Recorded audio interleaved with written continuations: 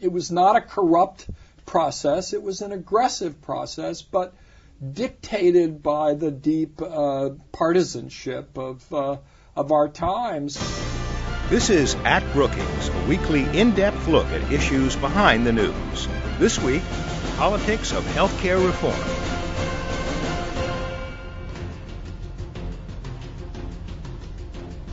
After spending more than a year at the top of President Obama's to-do list, the healthcare reform law is likely to affect every American in ways large or small.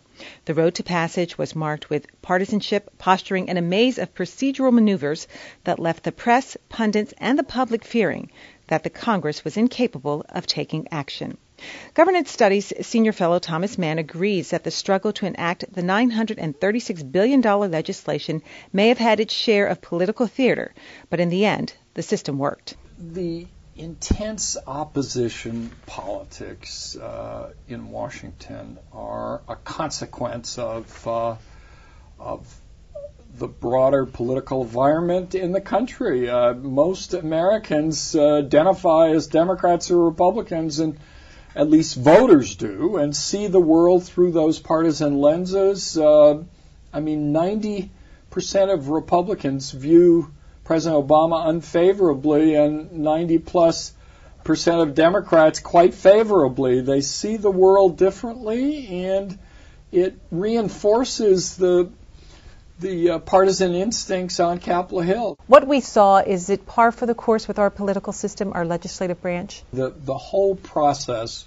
was shaped by the deep partisanship and by the determination of the Republicans to bank their efforts to return to the majority by defeating all of the president's major policy initiatives. As a consequence, no, the process didn't play out according to regular order. It's not the way I like to see a legislative process work, but in the end, Republicans used the filibuster as a routine device on everything to try to defeat the president, and Democrats had to figure out a way to overcome that and to move the program through.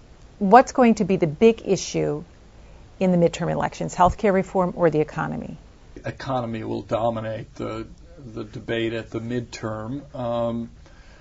Republicans may try to make healthcare a sort of negative issue in the campaign, but I suspect they will not do so. I think its importance on the midterm is indirect. If Obama and the Democrats had failed, they would have acquired hardened feelings about their incapacity to govern, their lack of real competence of getting things done. That's now set aside with this, and that gives the Democratic Party some grounds to fight on in November. I think now they've got a good shot at maintaining majority status in both houses. They're going to lose seats, and probably a bunch of them. That's the nature of midterm elections and hard times. But I think on balance, health reform will be a boost, not directly in the campaign, but indirectly.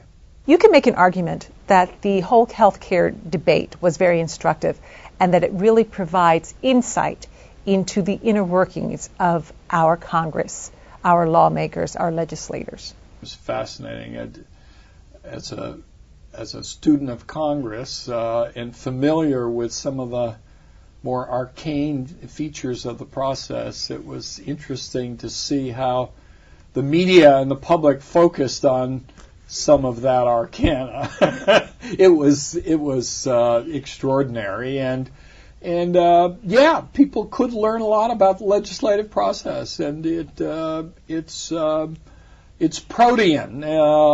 It doesn't play out the same way every time. It involves resourceful politicians and leaders and competing interests, and sometimes it has a successful end. And thank you. I'm Gigi Hinton. We'll see you next week.